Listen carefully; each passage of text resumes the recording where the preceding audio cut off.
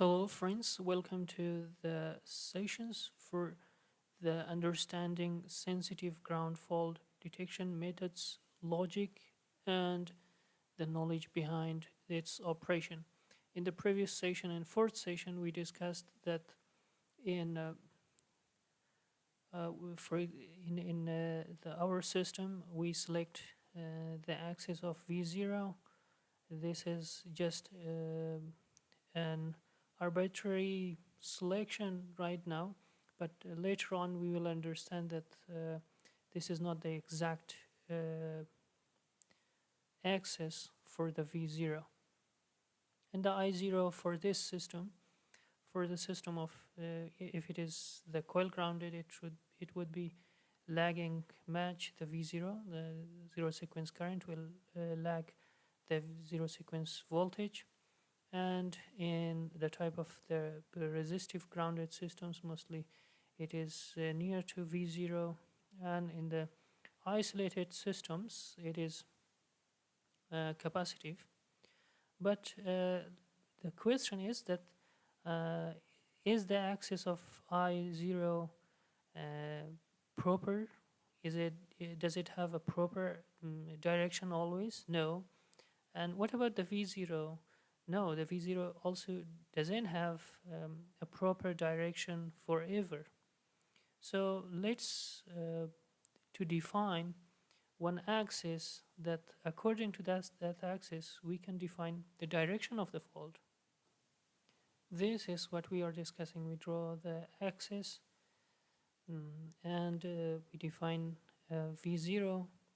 Then this I0 in the same type of the system, for example, in the system of the coil grounded, in the same type of the system, this current of I0 maybe this angle will be different in every type of the fault.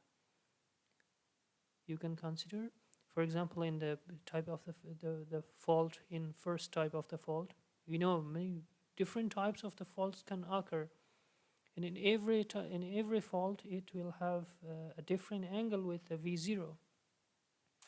At fault 2 it may have like at fault 3 the first angle, second angle, and the third angle. So one important point is that this I0 doesn't have an exact angle on the same system. Only, for example, in the coil grounded system it may have different characteristics and different angle with different angles with V0 in each type of the fault. So we can say that we cannot select this I0 as a reference axis. It cannot be as a reference axis that, okay, this I0 is in this direction, so our forward direction is in this side. So because in different types of the faults, the direction of I0 is different. And also, let's discuss about V0 too, that this V0, we have selected an arbitrary axis. This is just our imagination, and it is at the midpoint, because we know that at each type the V0 will have different axes with our positive sequence system, our positive sequence voltage. So this V0 also cannot be, it does not have an exact direction, because, for example, in our normal condition in positive sequence, VA, VB, and VC, during the fault, this V0 may be the direction of VA0 and VB0, VC0. If it be the type of the fault be purely resistive, the zero sequence voltage will have around 90-degree difference with the positive sequence voltage or normal sequence voltage of phase A. But at the same, maybe in the same system, at different type of the fault, VA0 will not have this type of the 90-degree apart, or maybe 90-degree behind the VA. It will not have. It will have different angles.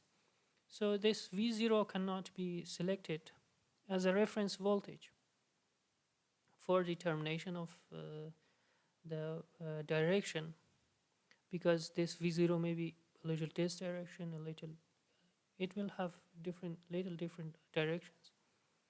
So it cannot be selected. What's the solution? The solution is defining a symmetrical axis for the relay.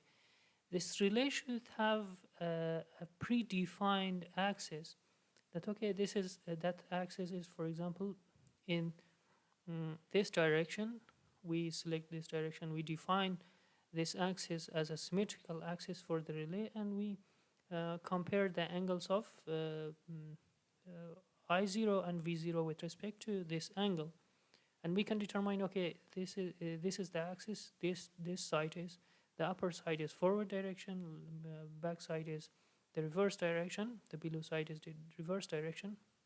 Or maybe we tilt and we rotate this axis, and we give another angle, and we define, okay, a little right side is northeast is, for example, forward direction.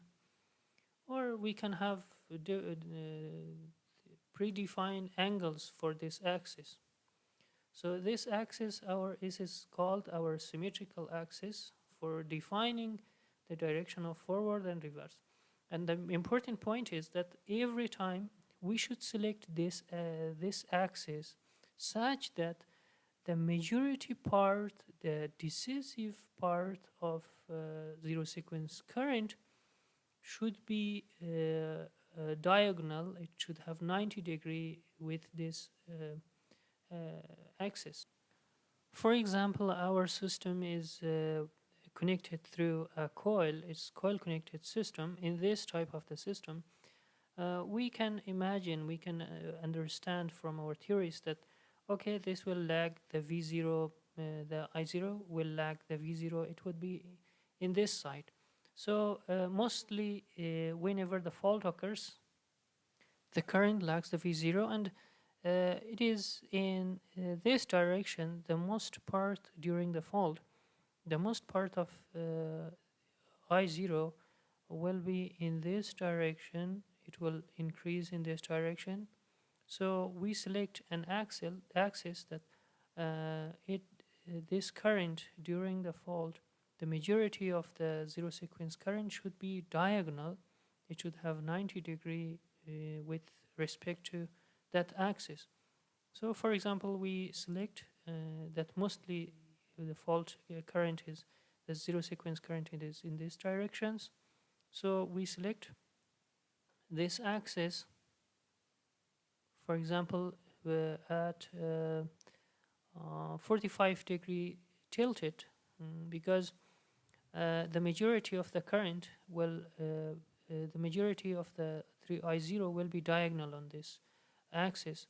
And what we need is that the majority of the fault current should be the diagonal, because we need only the diagonal part of the current on our symmetrical axis for determining the direction for our system operation. What I mean that this is, for example, a fault current 3I0 at angle phi 1. Then we find the diagonal part, the part which is perpendicular to our symmetrical axis. This amount of the 3I0 is decisive for the direction determination. This part is used for determining the direction of the fault. And we call this perpendicular part as a 3I0 directional. It means this is DIR, and this part is used for determining the direction.